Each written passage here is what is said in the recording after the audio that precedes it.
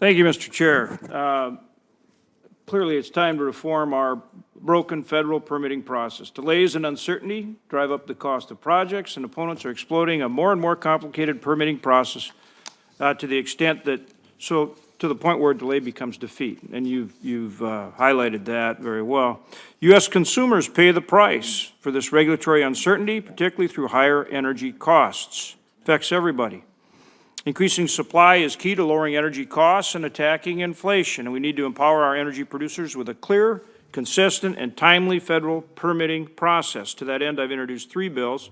One is the Bureau of Land Management, BLM Mineral Spacing Act, which would remove duplicative BLM permitting regs and better respect the rights of private mineral owners.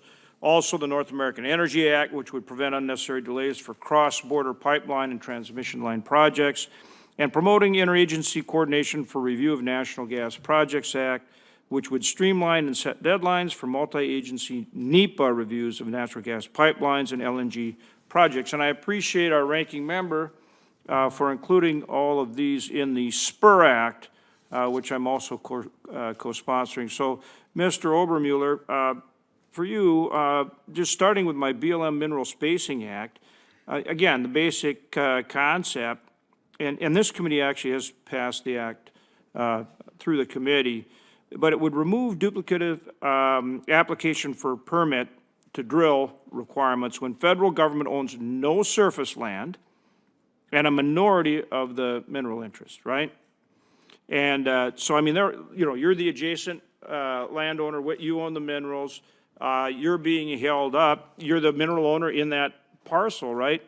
Or may share in it, you may be the landowner. The BLM has no surface ownership, yet they sit and hold it up with the federal requirements rather than allowing the state to move forward. Do you agree that removing this duplicative permitting requirement in states with a split mineral estate would help empower more energy development and enable BLM to better utilize its resources and frankly bring some fairness to private owners who are disenfranchised unfairly by the federal government? Senator Hoeven, I really appreciate that. I really appreciate that question. And I mentioned earlier about technology making resources available that weren't previously available. Horizontal drilling techniques have resulted in an issue that you just brought up that requires congressional attention to fix, and that is precisely what you talked about. Drill pads and energy projects can be miles away from federal minerals, and they can have, the federal government cannot own the surface at all in any of it, and still, from a minority of a nexus, dictate management prescriptions on private and state land. That is a dramatic expansion of the BLM's authority beyond the lands that they own. And it's very critical to Wyoming and to North Dakota, I know. And it's absolutely unfair, isn't it? I mean, we have pads where you could have, they may be up to 24 wells, I don't know, but 16 or more wells on a pad, and they drill out 3 or more miles in all directions underground, so there's no surface interruption whatsoever. Those kind of things can be held up by the federal government in the kind of cases we're talking about where they don't even own surface acres, right? Absolutely can. And in terms of the litigation discussion we've been having before, there are litigators who are trying to force it the other way, to require the federal government to actually have management prescriptions and authority on private and state lands. Which actually empowers the kind of strategy you just talked about, where they may take a section and actually prevent a much larger project, even though they only own a minority interest in a small part of it.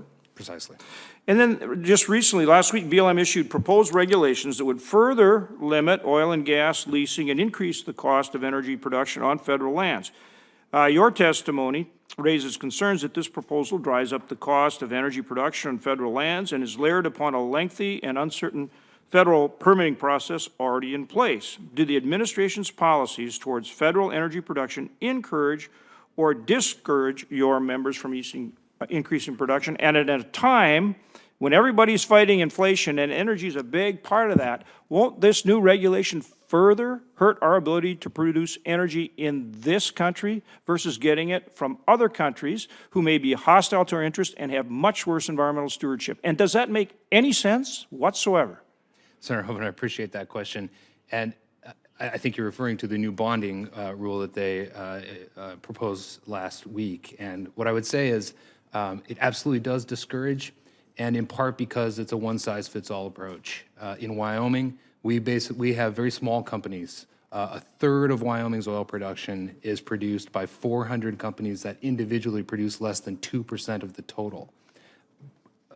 Proposals like the BLM's last week will hurt those companies the most.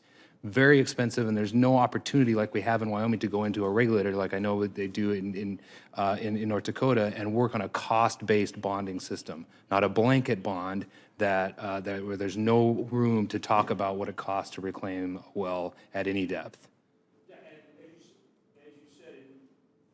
As you said, in many cases, these are small businesses, right, that are the most impacted. The impact of a lot of these regulations is further consolidation to the biggest oil and gas operators. Thank you.